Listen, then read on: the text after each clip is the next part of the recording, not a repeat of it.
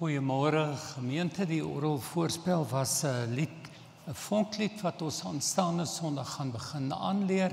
Pragtige teks, u sal die Engelse titel daarvan herken, Bless this house, O Lord, we pray.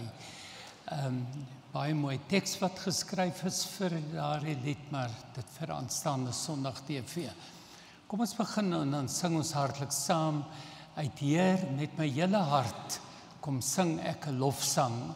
So pragtige lied in die liedboek en daar is net een vers vir hom geskryf. Maar kom ons sing die lied 2 keer deur.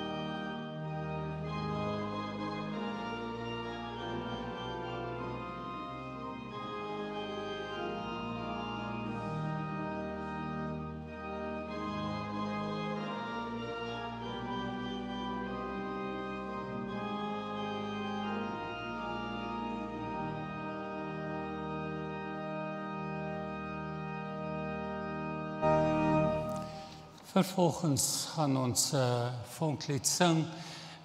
Ons het dit al in die verlede ook hier gesing. God is hier en ons sy kinders bring voor hom ons lof. Ek gaan dit vir een keer deurspeel. Dit is 'n bekende melodie wat ons tydens lydenstyd ook sing.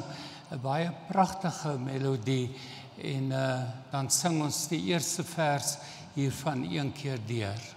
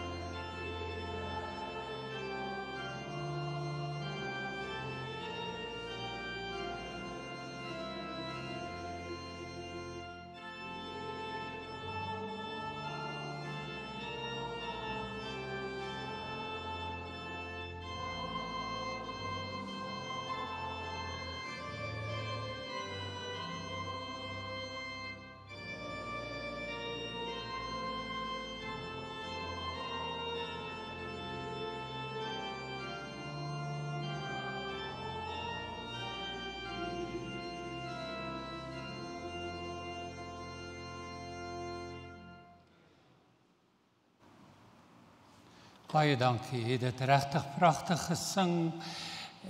Ons sluit die inleidende sang vanoggend af met 'n kooropname wat die Te Deum Laudamus koor, dit beteken ons loof U Here, onder my leiding gedoen het. Hulle gaan vir U sing, open U my ore, Heilige Gees. Dit is 'n lied wat gekomponeer is vir die opening van die woord in die erediens. Baie dankie.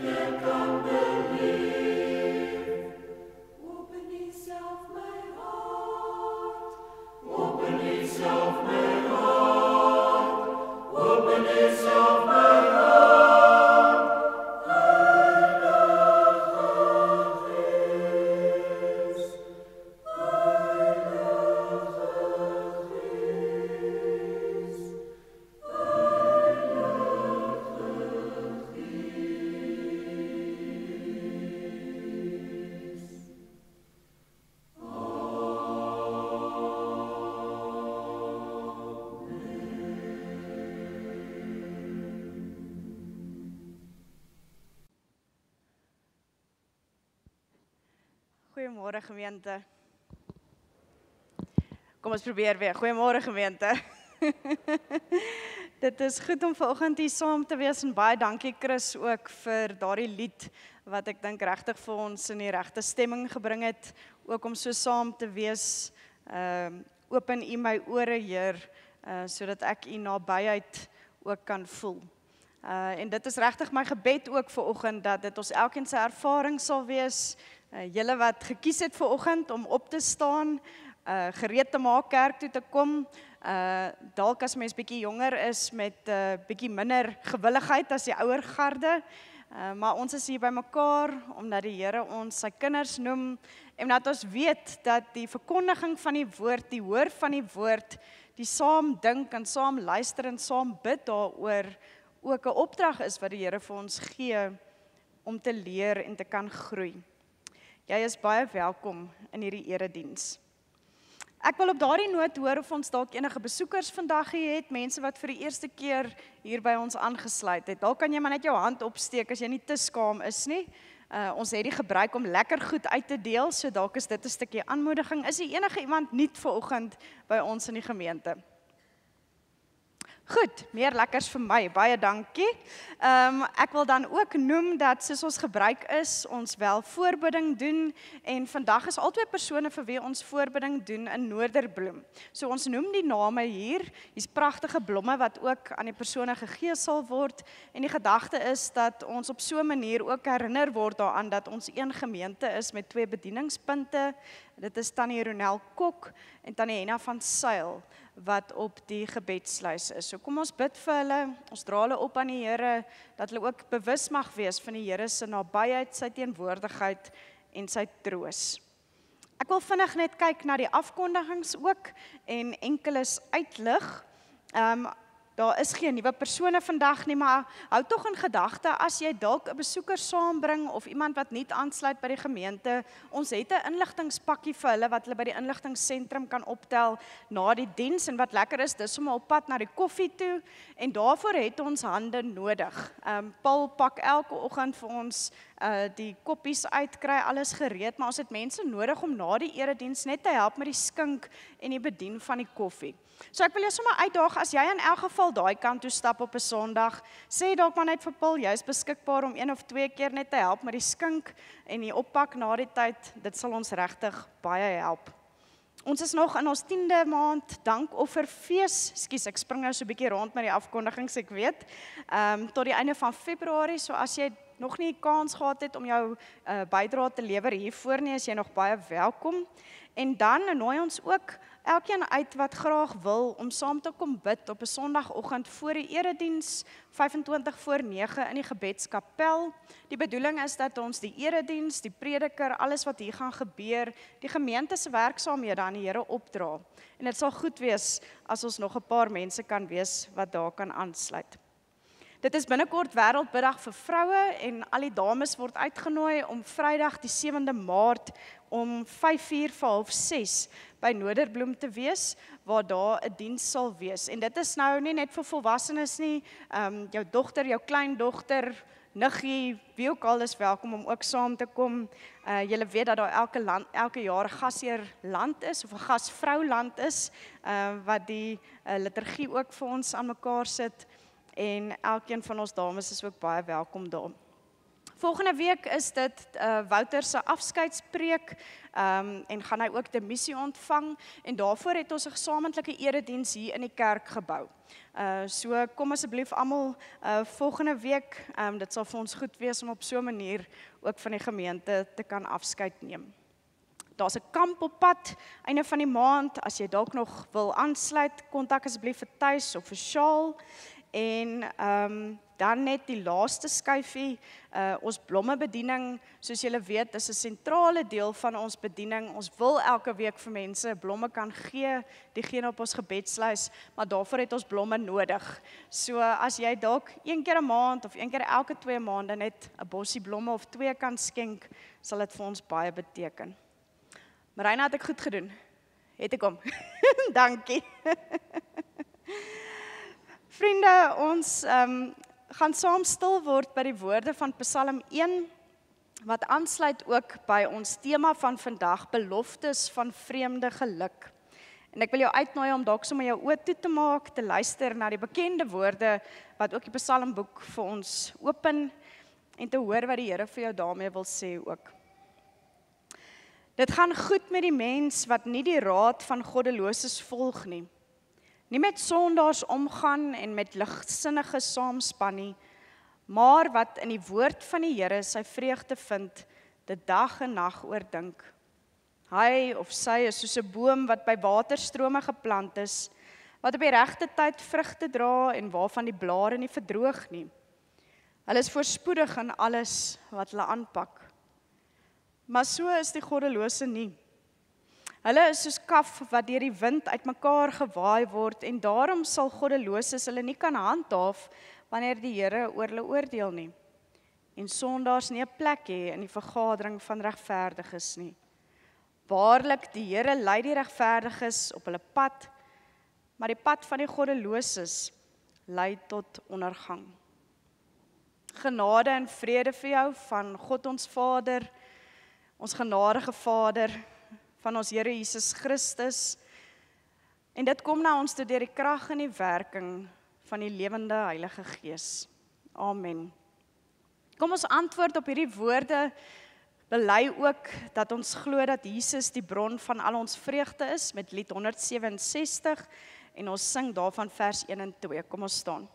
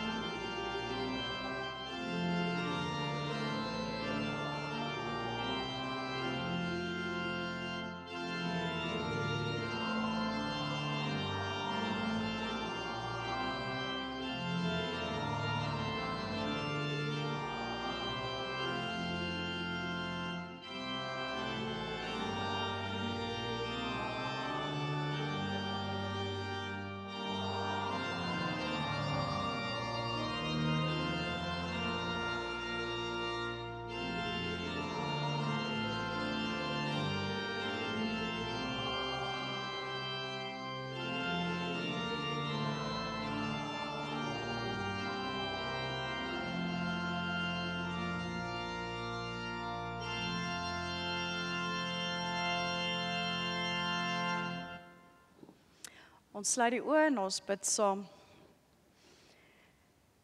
Here, U is inderdaad die wegwyser na God, die een wat vir ons self met U hande en U voete en U lyf 'n voorbeeld kom stel het van wat dit beteken om te leef in die lig en in die waarheid en in die liefde wat nie uitgedoof of weggevat of vertroebel kan word nie. God ons Vader, U is die een wat ons geskep het, wat ons deur nog 'n week gedra het, vir sommige dalk 'n goeie week en vir ander 'n slegte week, Here. Party van ons dalk effe uit asem soos ons hier sit vanoggend na 'n besige week. Maar Here, ons kan vanoggend terugkyk op die week en dankie sê dat U ons daardeur gedra het, op watter manier ook al. En Heilige Gees, U is die een wat ons deur U krag en U troos inspireer, op fyn maniere instel op die sprankies van koninkryk wat ons reeds kan sien in hierdie wêreld, ook wanneer dit moeilik is, Here. En dit is deur die krag van die Heilige Gees dat ons beweeg word, Here, om nie maar net te bly waar ons is en gemaksigtig te raak nie, maar om deel te word, Here, van nuwe beloftes en nuwe werklikhede wat nou reeds uitspeel. Dankie dat U Uself in 3 persone wat een is aan ons openbaar en met ons elkeen persoonlik op reis is, genade betoon en ons naby is. Amen. Terwyl ons so sit, gaan ons die woorde van lied 222 sing, 2 maal deur, die Afrikaans, Engels en dan weer Afrikaans en Engels, en daarna sal ons saam uit die woord lees.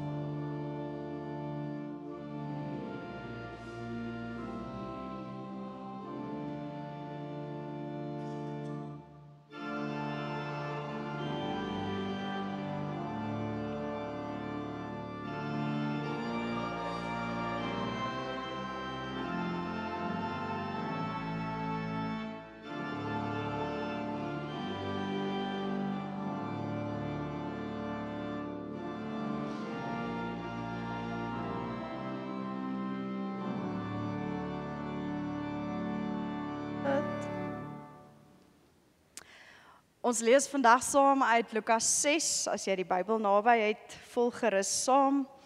Lukas 6 vanaf vers 17 tot vers 26, bekend ook as die Sondagsprekinge, of soos in party vertalings die opskrif seën en ellende. Ek begin by vers 17, waar Jesus dan ook afgaan van die berg af.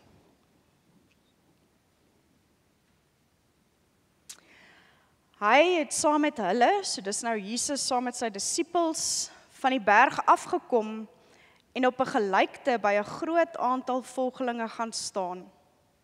Van die hele Joodse land in Jerusalem en van die kusgebed van Tyrus en Sidon af was daar 'n menigte mense wat gekom het om na hom te luister en van hulle siektes genees te word.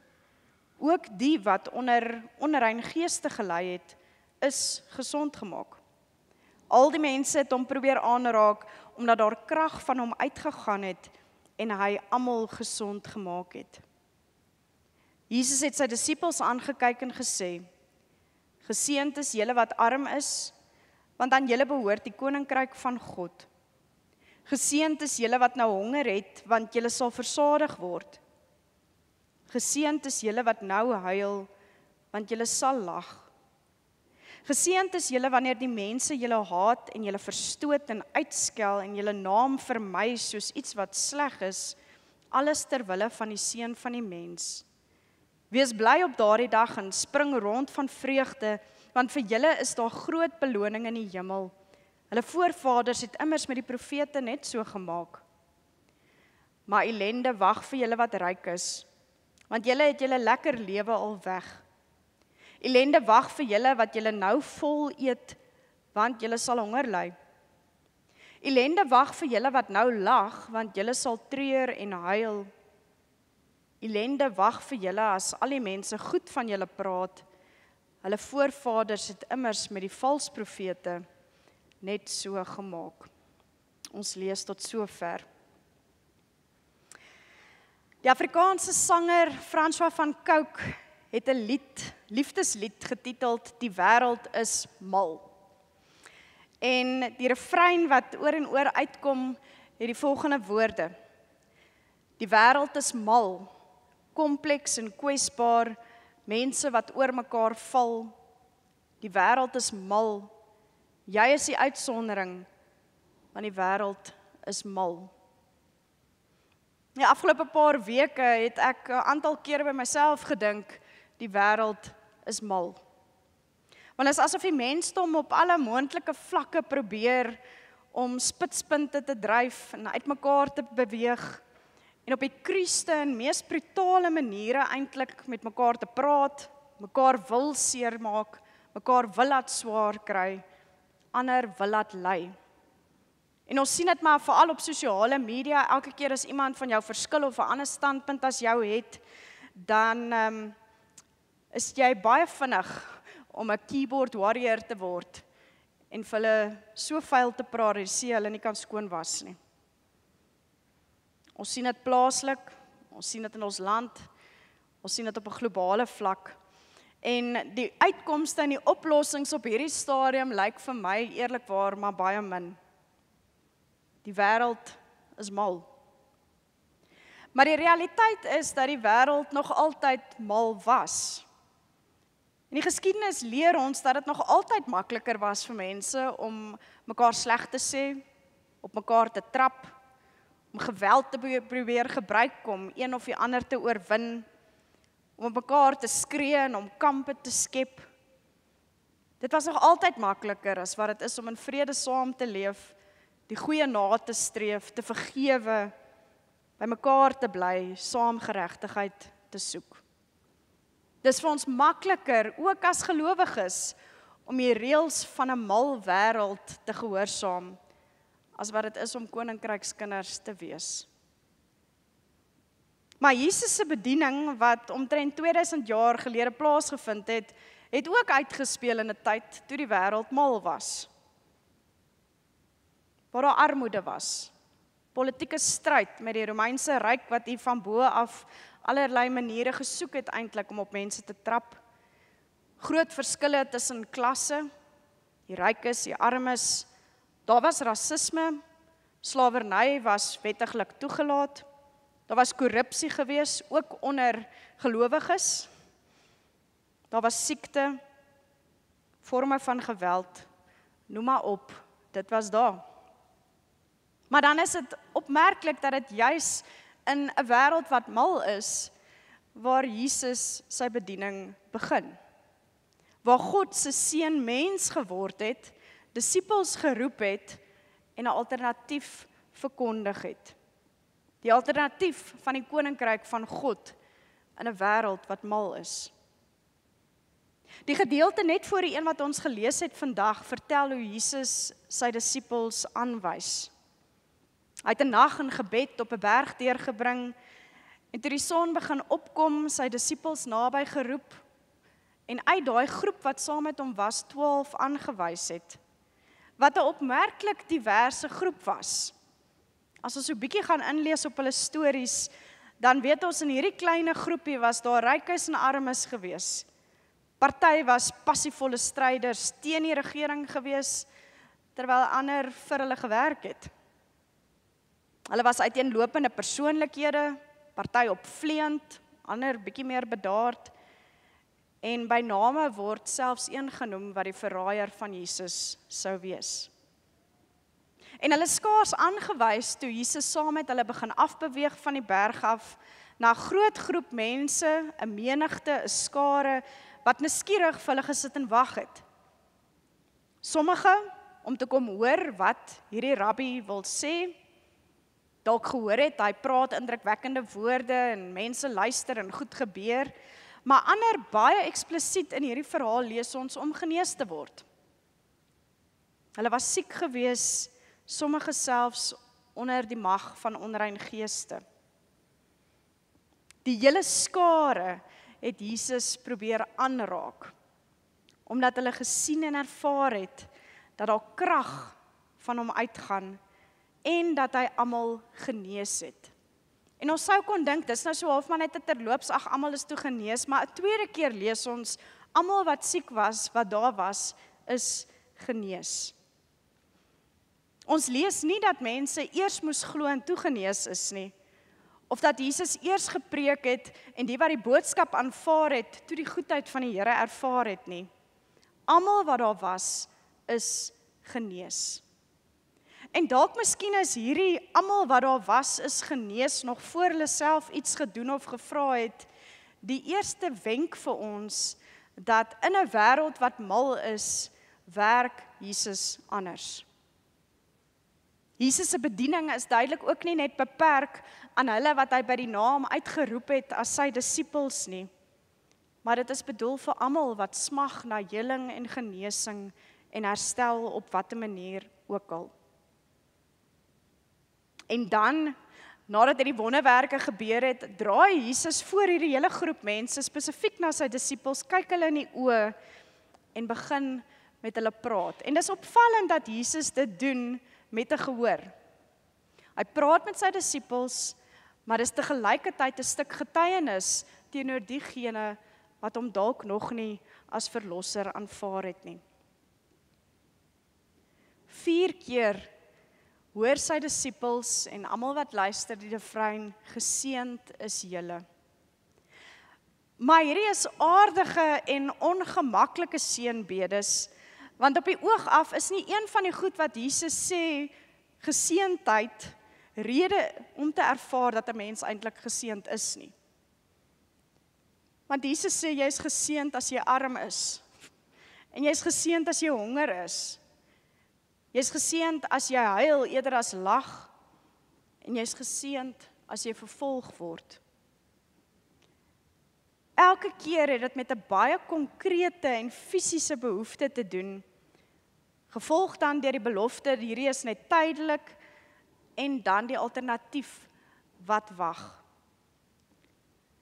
En die vreemdheid van hierdie woorde het deur die eeue heen en hou eintlik nog steeds aan om vir gelowiges hart te laat kopkrap. Wat probeer Jesus nou eintlik hierso sê? Is ons as sy volgelinge net geseënd as dit met ons sleg gaan? Of kan ons argumenteer dat armoede en hongersnood en lyding en vervolging eintlik God se wil is? Dat dit die ware weg na God se koninkryk is, dat jy eers diep swaar moet kry voor dit met jou gaan goed gaan? Of soos baie sal argumenteer, miskien omdat dit so ongemaklik is om te dink aan fisiese armoede en fisiese honger, fisiese lyding, fisiese swaar kry, hierdie is eintlik maar net geestelike beelde. Jesus bedoel eintlik hier maar net geestelike armoede of honger of lyding of vervolging. Dis egter dink ek belangrik om te sien dat wat Jesus hier beskryf, Wanneer hy sê geseënd is julle, is dit nie asof hy 'n ideaal hier probeer voorstel van 'n toestand wat hy reken ons almal in behoort te wees nie. Dis nie iets waarna ons moet streef nie.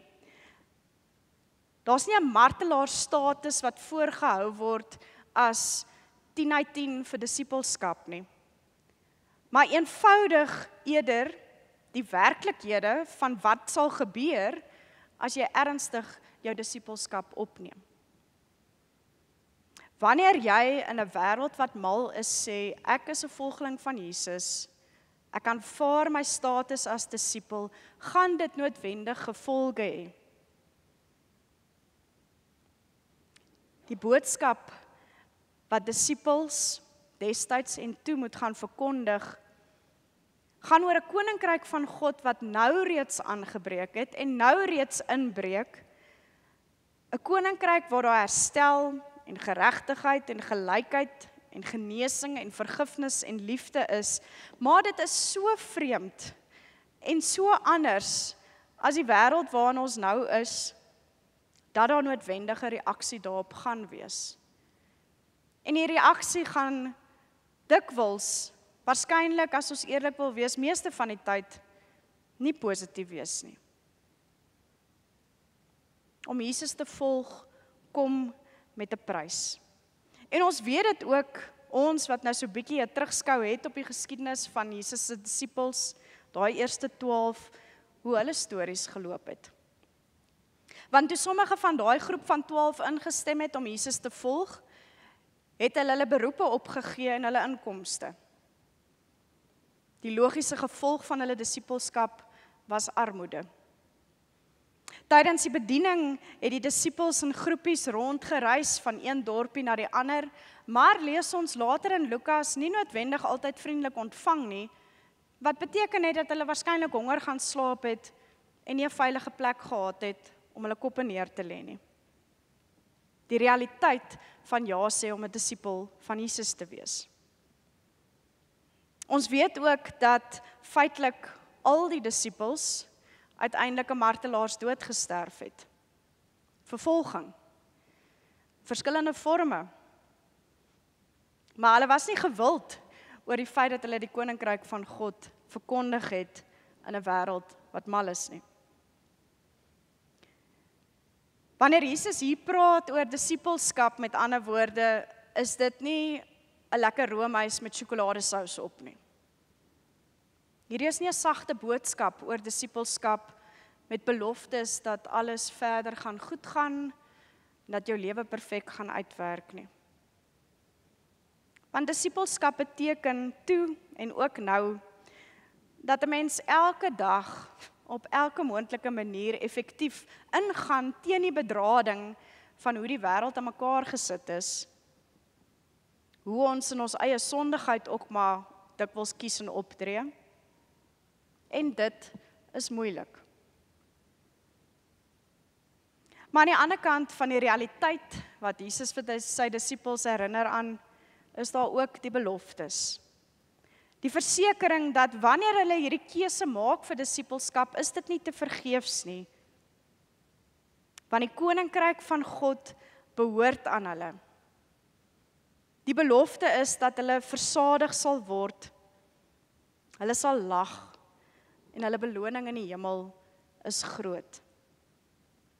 Teenoor natuurlik die tydelike ervarings wat die wêreld vir ons op 'n skinkbord aanbied, is daar 'n ander en 'n ewigheidsrealiteit wat inskop wanneer 'n mens ja sê om 'n disipel van Jesus te wees. Maar Jesus verkondig ook nie net seënbedes nie. Dit eindig nie by daai eerste 4 geseënd is julle nie. Maar Jesus vertel ook van 'n rampspoed en oordeel. Na die 4 saligspreuke kom daar 4 oordeelsuitsprake, en as jy baie fyn lees, sien jy dat dit elke keer die teenpool is van wat die eerste keer as 'n seën genoem is. Want die oordeel word nou verkondig teenoor hulle wat ryk is, hulle wat nou versadig is, hulle wat nou lag, en hulle van wie al die mense net goed praat. Hulle troos het hulle reeds weg, hulle sal honger ly, Hulle sal treur en huil, hulle geluk is net tydelik. En so moeilik of uitdagend soos wat die seënbedes is hierdie oordeelsuitsprake natuurlik ook. Wat probeer Jesus hiermee sê? Is dit dan sonde om ryk te wees en genoeg te hê om te eet? Moet volgelinge van Jesus eenvoudig alles wat lekker en goed is en vreugde gee, weerstaan en altyd ernstig wees en weemoedig wees?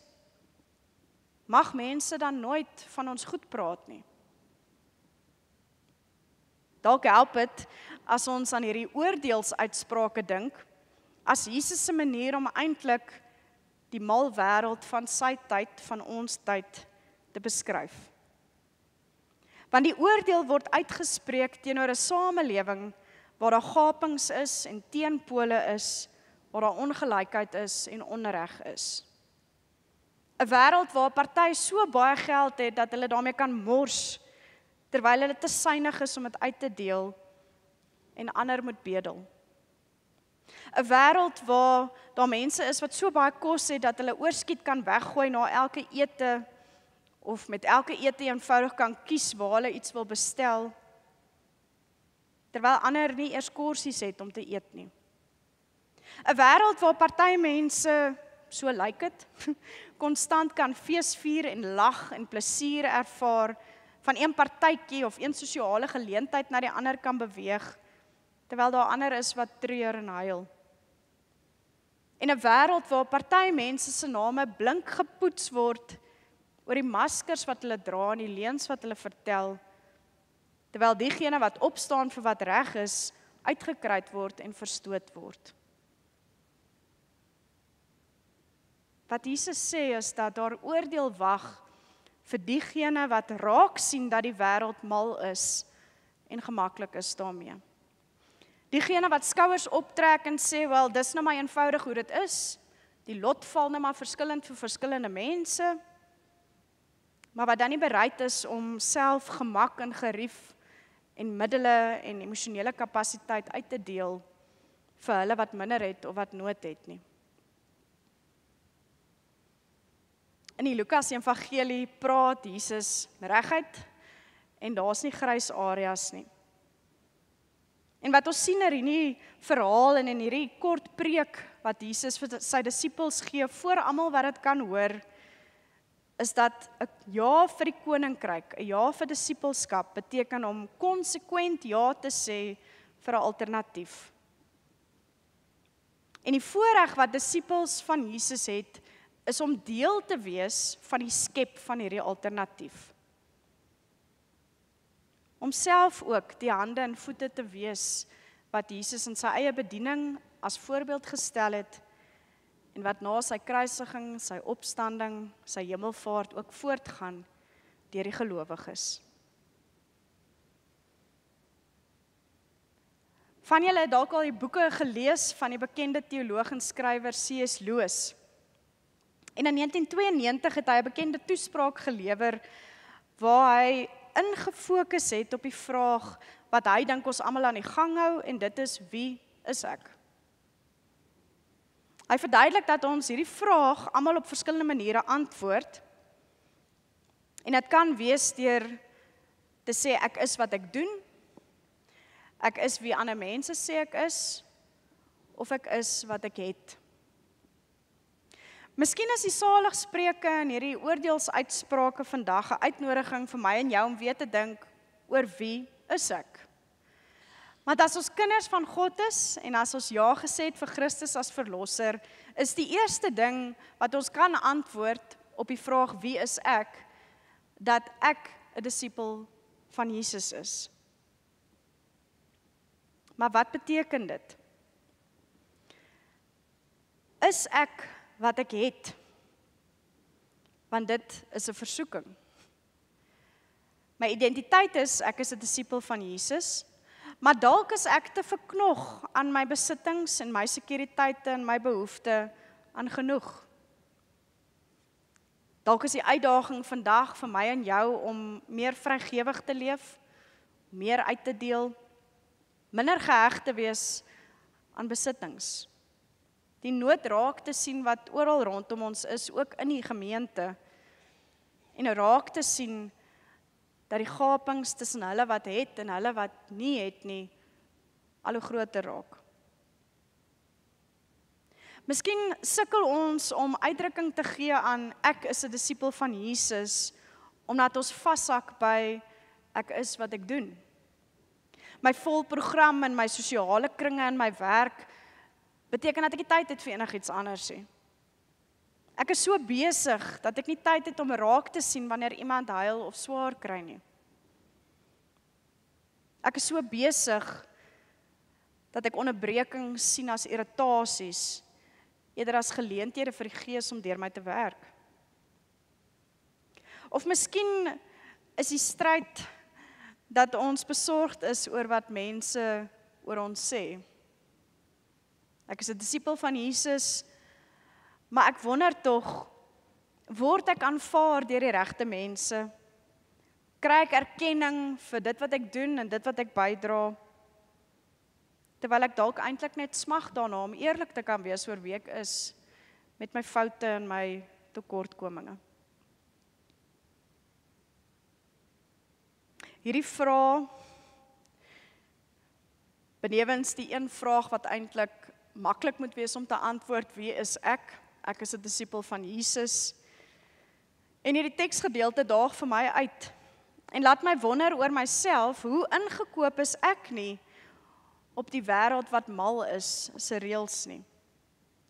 Eerder as die kontoure van God se koninkryk.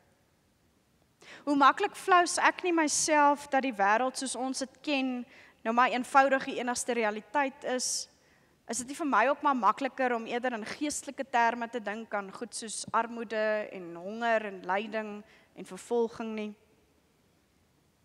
Raak dit nie op 'n manier makliker om te dink aan God se koninkryk as iets daar ver wat eendag sal 'n werklikheid wees, as wat ek nou wil deel wees daarvan en soms ook die moeilike keuses maak om deel te wees van wat dit beteken nie. Soms voel ek eenvoudig ook net oorweldig en lam gelê deur hierdie wêreld wat mal is.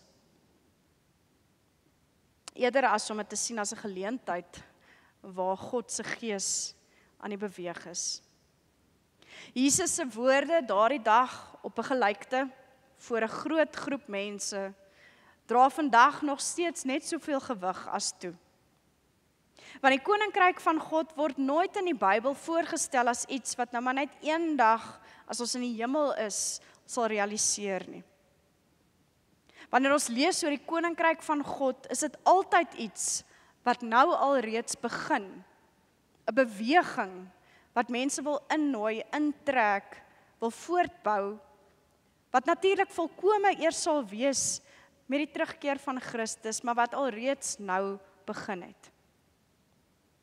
En daar het ons die beelde van suurdeeg en 'n mosterdsaadjie en 'n lig, wat 'n sein wil stuur in hierdie mal wêreld in. Mense wil hoop gee aan die belofte dat daar nou reeds 'n alternatief is. Om mee af te sluit, wat kies ons, ek en jy, opnuut weer vandag? En hoe antwoord ons op die vraag, wie is ek? Sê ons ja vir die koninkryk van God, die roeping om anders te wees, anders te leef, onsself te meet aan 'n goddelike stel maatstawwe? Of sê ons ja vir die wêreld wat mal is, wat verswelg en oorweldig en afbreek? Jesus roep ons om hom aan te raak, sodat ons deur sy krag, soos daai groot groep mense destyds, wat genesing beleef het op elke moontlike vlak, ook kan ontdek wat dit beteken om deel te wees van hierdie beweging. Die genade dat ons nie op ons eie krag hoef staat te maak nie, maar juis krag van hom af ontvang. Dat ons hierdie beloftes, hierdie seënwoorde van vreemde geluk ook ons eie kan maak, maar dit ook kan deel met elkeen wat oor ons pad kom. Mag die Here ons daarin genadig wees. Amen. Kom ons sluit die oë.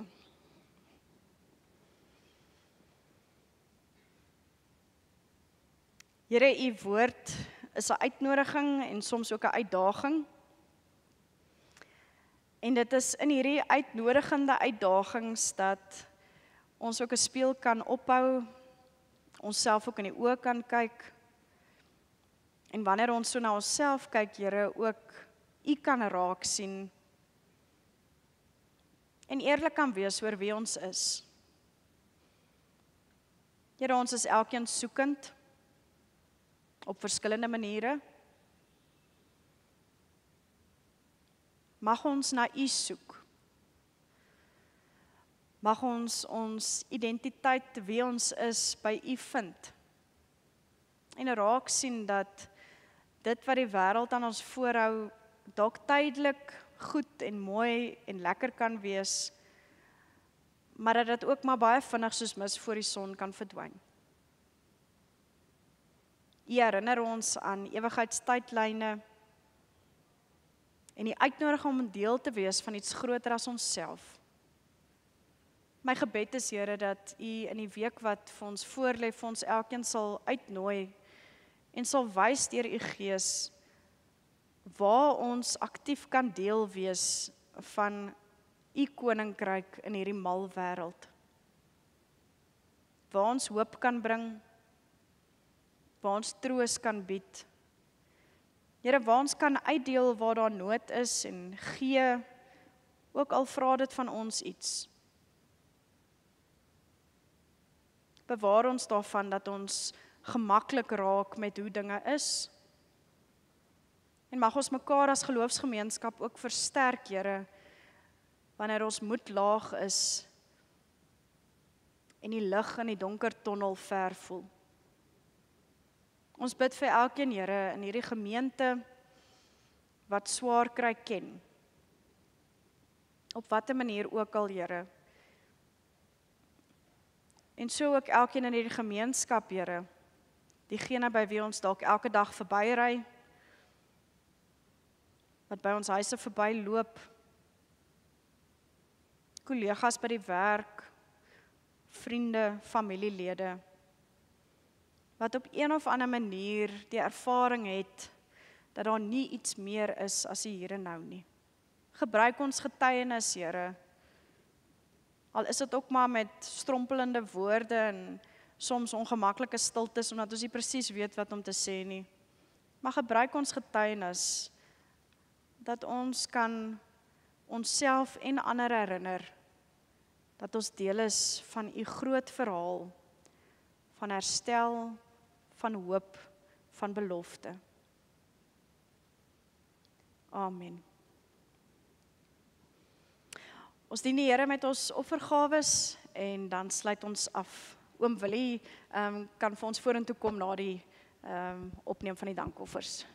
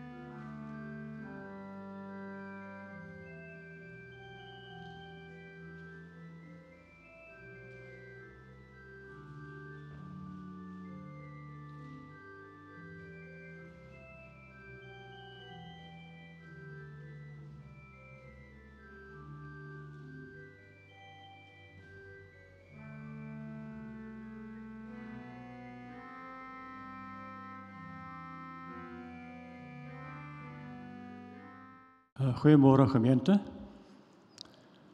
Kom ons bid saam. Ons Hemelse Vader, baie dankie ook dat ons 'n dankoffer ontvang het. Ons weet dit sal op die regte manier gebruik word. Ja, ons Hemelse Vader, het gehoor, die wêreld is mal. Suid-Afrika is mal. Maar as ons dink aan die geskiedenis, dis nie die eerste keer wat dit gebeur nie. Daar was al baie keer hierdie uitroep, die wêreld is mal, Suid-Afrika is mal. Want ons leef op hierdie stadium, ons Hemelse Vader, in 'n land vol van turbulentie. Daar's ongeluk, daar's armoede, daar's dinge wat nie reg is nie. En daarom moet ons die vrymoedigheid in hierdie oggend om ons regering, wat ons land moet regeer, te vra dat U wel op die regte pad sal hou. Ons weet daar's Christene in daai regering. Ons bid vir hulle, vir krag en genade en vir sterkte. Ons bid vir ons gemeente. Dankie vir hierdie gemeente wat 'n baken van lig is in hierdie gemeenskap. Ons bid vir die leraars, ons bid vir die kerkraad en ons bid vir elke lidmaat. Nou vra ons dat U met ons sal wees, ook in die dag wat voorlê. Dankie vir 'n heerlike, koel dag. En dankie dat U vir ons so goed is. Want al sal ons sê die wêreld is mal, U is daar, ons Hemelse Vader. U vat alles weg, want U plaas ons op die regte pad. En ons is dankbaar daarvoor. Baie dankie vir al die wonderlike genade. Amen. Dankie oom. Vriende, ons sluit af met vonklied 254, waarvan ons die eerste vers gesing het tydens die voorsang. Ons gaan nou al 4 die verse sing terwyl ons staan, waarna ek die seën sal uitspreek.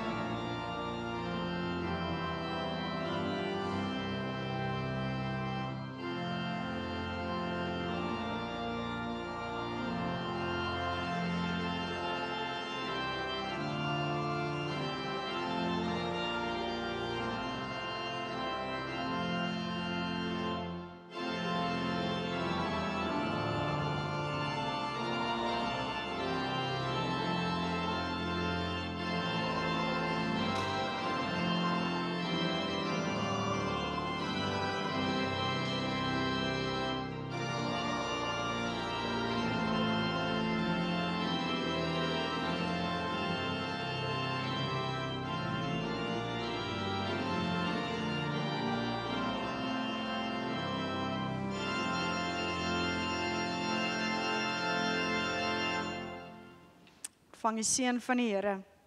Die genade van ons Here Jesus Christus, wat vir ons die weg kom wys het, die liefde van God ons Vader, wat elke keer vergewe en opnuut weer die pad met ons stap, en die troos en nabyheid van die Heilige Gees, wat ons lei om disippels te wees, wat die Koninkryk van God sigbaar te maak, sal met jou wees.